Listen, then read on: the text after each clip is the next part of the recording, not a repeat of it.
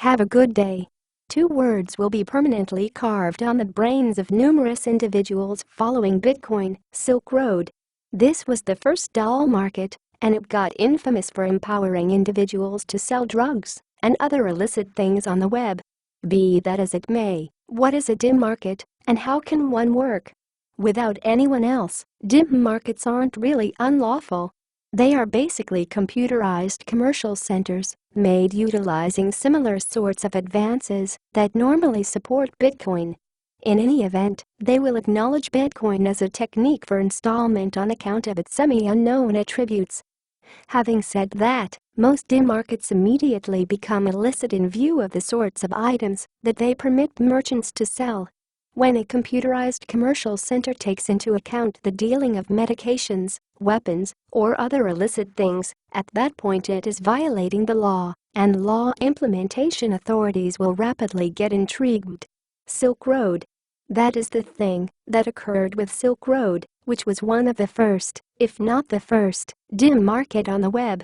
Made by Ross Ulbricht, it was an advanced commercial center that associated sellers of unlawful medications with potential purchasers. Merchants would promote their products on postings kept up by Silk Road, which was like the sorts of postings you may discover on any authentic internet business commercial center. At the point when somebody chose to purchase drugs through the site, they for the most part wouldn't have any desire to send cash legitimately to that individual. Medication hawking isn't actually a reliable business, and everybody who promoted and bought utilizing Silk Road was mysterious. This would have made it simple for hooligans to grab clients' cash without sending any products. Consequently, to take care of this issue, Silk Road gave an escrow administration. Clients purchasing drugs from merchants who recorded on Silk Road would send their assets to Silk Road rather than the seller. The site would then hold these assets until the client affirmed that they had gotten what they had requested. At that point, Silk Road would discharge the assets to the seller. The assets were constantly sent in Bitcoin as opposed to fiat money, since when utilized accurately, the system can give an incredible level of namelessness. The medications were typically sent by the postal service, either to P.O. boxes or, on account of less jumpy clients, legitimately to their location. One of the primary things that made law authorization aware of the activity of Silk Road was a spike in the degree of medications being captured via the post office. Silk Road was anything but a decentralized commercial center, however.